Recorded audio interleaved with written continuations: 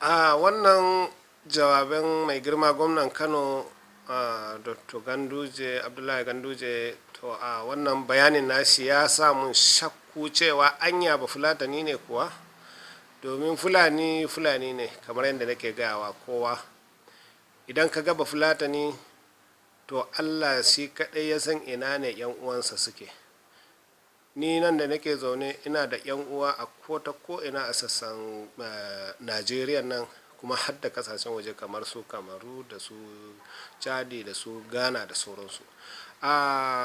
Idan Ganduje ya faɗa haka to gaskiya fi sabilillahi bai wa Fulani adalci ba, domin saboda dalilai a nan gurin nan yaƙe-yaƙen da suke faruwa a jiharsa, misali fitinan da take fitinan mutanensa a jiharsa Kano, Katsina, Fulanin da suke tashi ina suke, suna tafiyan nan da suke sun tafi mafi yawa sun zo Taraba, daga Taraba sun shiga wasu kasashe, wasu kuma sun tafi ta Ghana nan da sauransu, kuma har ila yau a Najeriya aka haife su, Najeriya suka yi girma, yan uwansu da sauran komai nasu yana Najeriya, amma me fitina ne ta sa su suka yi wannan abin nan.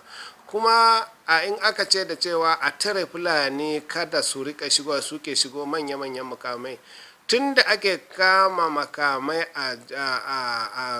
a boda na ƙasan nan, a ina aka taɓa kama Fulani? Ina wani makami ne aka taɓa kamawa? Kai bindiga ma ta dubulbairo guda 10 ina aka taɓa kama ba Fulatani da ita a boda? Gaskiya fi sabilillah wannan abun ya bani mamaki, kuma hakan yana nuni cewa watakila kamar yana da nashi wani tunani ne na daban, amma ba tunanin al'ummansa mafi yawa wanda yake shugabantansu ba, don shi mai girma gwamna Ganduje yana shugabantan gwamna ne na Fulani mafi yawa a ƙasar da Fulani suka assasa dukkan al'amuransu, wanda sun kawo gudunmawa a kawo Najeriya da kuma ci gaban Najeriya gaba ɗaya.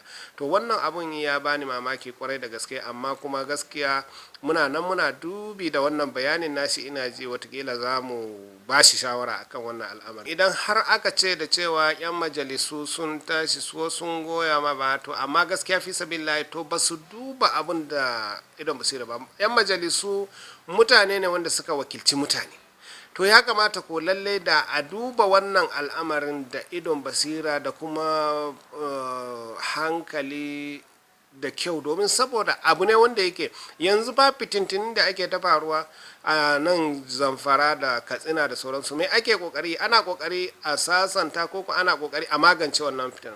To aka ce da cewa wani ne misali ya ga fitinan dama ta fitine shi, ya tafi ne kiwo da dabbobin shi a wani wuri, ya dawo kuma kar ya shigo abin nan, kaga ba wai kokarin rage fitina ba. Wannan gaskiya fi sabilillahi, amma ma sun majartar da wannan doka, to ina ba da shawara, ba mun raina su bane kuma ba mun nuna cewa ba san abin da take, amma lalle da su dawo baya su duba me ake ciki, ko me ya kamata, me ya dace su yi, domin saboda abu ne wanda yake gaskiya fi sabilillahi akwai abun ban mamaki a cikin wannan maganar nan nashi. Sai in ce ma anya ma ba shi da ma wani ajanda. Na kawo shakku a cewa Abdullahi Ganduje ba Fulatani ne, wannan magana ka batta, magana cewa gwamna na arewa kuma ba Fulatani.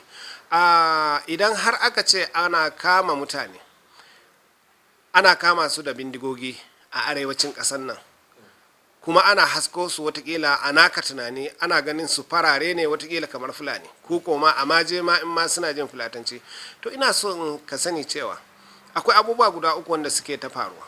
Na farko, a zalincin da ake, irin yadda aka zalunci Fulani a ƙasar nan a Najeriya nan, zalincin ya kai ya kawo, an ƙone gidajen mutanen nan, an kasassara su, an kashe iyalansu, wanda suka gudu sun koma dajijjika, sun koma ina. Kuma mutanen nan ina so ka sani cewa ka je ka tarar da mutum ɗan ƙasa nan aka haife shi, don saboda bai da wani mai ilimi daga cikin gida, ko soja ko ɗan sanda ko wani ɗan majalisa, ko don ba su yi takara a gidansu ba, a zo don ana tunani cewa 'yan ta'adda ne a kashe su.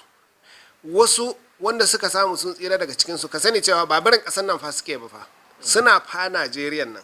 Idan suna Najeriya nan kuma ka sani cewa dama ba su da ilimin yin tela, aikin yin tela, ba su da ilimin yin aiki na kabu-kabu da mota da sauransu, kuma ba su da yanda za su yi su zo kusa da mutane su je siyasa. Ina suke? Suna cikin dajijjikan nan. Wa ya taba ce ne da Allah irin mutanen da aka yi musu asara, wanda aka kasassara su, aka tarwatsa iyayensu, aka nemi dabbobinsu gaba ɗaya aka rasa, wa ya taba ce yayi tunani da Allah mutanen na a nemo su? Har yanzu ba wanda yayi wannan tunanin. Kuma maganar kama wani, a je a kama mutum da wani bindiga ɗaya ka ce wai ko cewa ba fulatani ne da sauransu, ina so ka cin cewa Fulani a Najeriya tuntuni an sa musu karan tsana. Ni ba Bahaushe ba, amma an sa musu wani karan tsana wanda yake an tsani Fulani.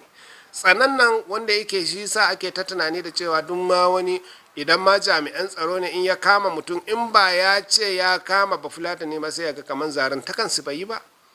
Don me? Don awai kawai an ɗauka da cewa irin farfaganda da irin mutane da aka yi ta makiyan Najeriya, makiyan Fulani, yadda suke ta cewa Fulani kowa kuma ya ɗoru akan haka, ya kuma yadda cewa Fulanin nan suke aikata ma laifukan nan da sauransu. To amma bincike, ina Fulanin nan ne da ake kama su? Ni na yadda ana kama Fulani yan ta'adda, ina suke? Na tabbatar da cewa idan ka je ka bincike duk mutanen nan da ake kama, mafi yawan su ba Fulani ba ne. Kuma in Fulani ne da Allah, wani jinsi ne a cikin Fulani ne? Ina so ka sani cewa a Fulani ma kwarai da gaske, don kawai ka ganne ba Fulatani, ka ga wani ba Fulatani a kusa da ni, ba Fulatani ne shi ma, amma a wani jinsi ne a Fulani? Kuma amma ya faɗi jinsinsa daga ina ne? Fulanin da suke Katsina daban ne da Fulanin da suke Adamawa, Fulanin da suke Zamfara daban ne da Fulanin da suke Zaria. So ina so ka sani cewa kai a Fulanin ma akwai wanda suka hada da kabilu, kuma a Fulanin nan kuma har yanzu akwai wanda ma ba su kusa da Allah. In na ce ba su kusa da Allah, akwai wanda ba sa sallah, wanda yake su kuma suna nan, amma tuntuni saboda rashin bincike da kuma su gabanci ta samu rauni, an gama jahilci al'amarin.